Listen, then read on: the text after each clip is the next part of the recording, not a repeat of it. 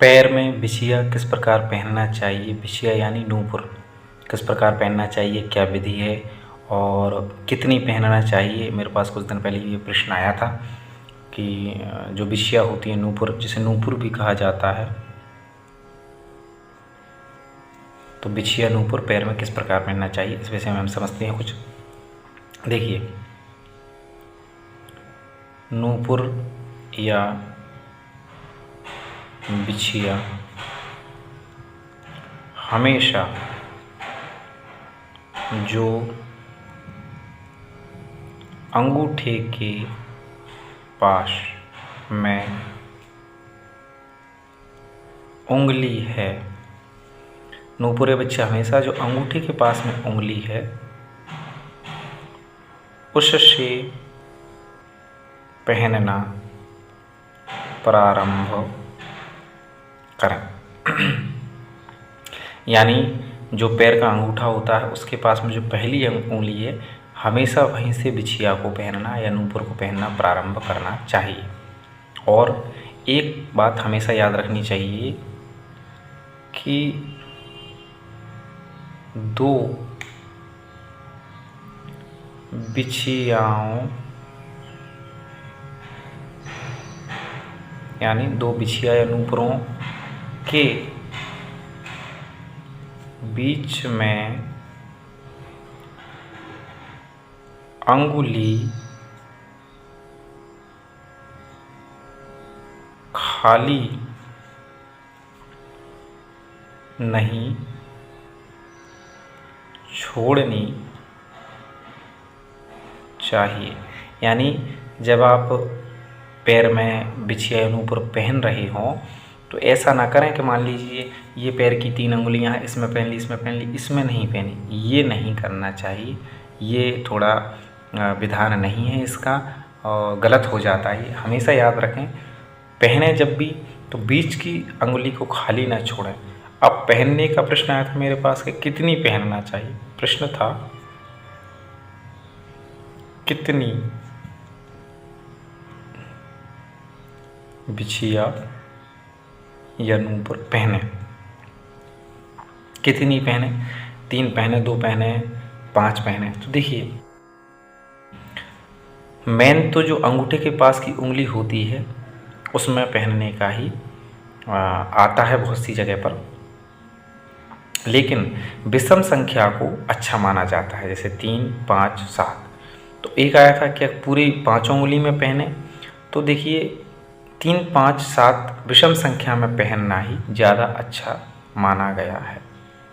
विषम संख्या में बिछिया या नूपुर पहना। विषम संख्या मतलब 3, 5, 3 पहने, 5 पहने, या खास बात मैं अब बता रहा हूँ, इसे हमेशा याद रखें, या जो आपके यहाँ परंपरा या जो आपके यहाँ पर परंपरा हो या रिवाज हो, क्योंकि हमेशा याद रखना चाहिए कि हर क्रिया में, हर विधि में जो लोकोच्चार होता है, जो वहाँ की परंपरा होती है, जो वहाँ की मान्यताएं होती हैं, उनका हमेशा हमको ध्यान रखना चाहिए। तो अगर आप यहाँ पर कोई अन्य परंपरा है, अन्य विधि है पहनने की बिछिया नूपुर को, तो आप उस हिसाब से भी पहन सकती हैं। जैसे मैंने आपको बता दिया है, विषम संख्या के हिसाब से आपको पहनना चाहिए और बीच की उंगलियों में बीच की उंगली खाली नहीं छोड़नी चाहिए। यानी ऐसा नहीं करना चाहिए इसमें पहन लिया, इसमें पहन लिया, इसको खाली छोड़ दिया। तो ये तो हो गया है 3, 5। और हमेशा याद रखना चाहिए, मान लिया आप 3 या 5 नहीं पहन पा रहे हैं, जैसे आप मान लीजिए नौकरी करते हैं या कोई ऐसी मजबूरी है, वैसे तो पहनना चाहिए, नहीं पहन पाते हैं, तो हमेशा अंगूठे, पैर का जो अंगूठा है, पैर के अंगूठे के पास वाली अंगुली में ज़रूर पहने। यानी पैर का जो अंगूठा होता है उसके पास में जो उंगली है लंबी वाली, उसमें बिछिया को ज़रूर पहनना चाहिए। और कुछ नियम होते हैं उसके, इसके वो भी मैं आपको समझा देता हूँ। नियम क्या होते हैं कुछ। वीडियो अच्छी लग रही हो तो लाइक ज़रूर कर दें, क्योंकि लाइक करने के कोई पैसे नहीं लगते हैं। देखिए कुछ नियम क्या होते हैं।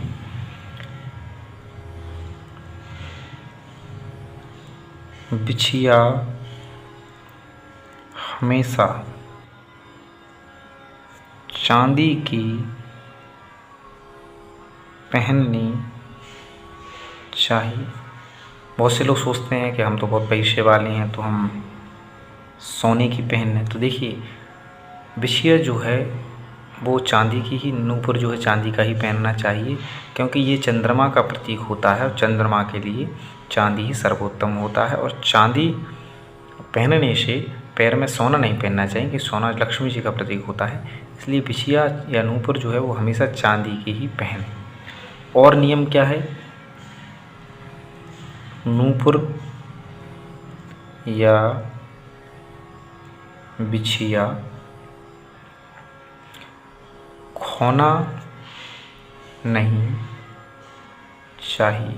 कोशिश करें कि नूपुर या बिछिया जब आप पहने हों पैर में तो वो खोए ना, आपके पैर से गिरे नहीं, क्योंकि इसका गिरना थोड़ा सा अशुभ माना जाता है। और बिछिया या नूपुर किसी को देना नहीं चाहिए। आप पैर में बिछिया या नूपुर पहने हों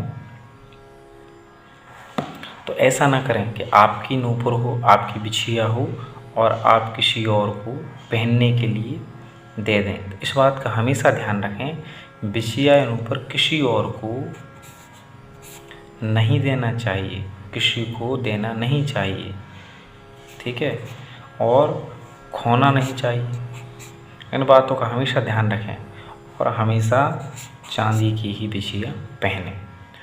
तो इन चीज़ों को मैं दोबारा रिमाइंड कर देता हूँ। उससे पहले मैं आपसे एक बात कहना चाहता हूँ कि आपके यहाँ पर पैरों में जो पहनी जाती हैं बिछिया या नूपुर, इन्हें क्या कहा जाता है, कमेंट बॉक्स में ज़रूर बताएं।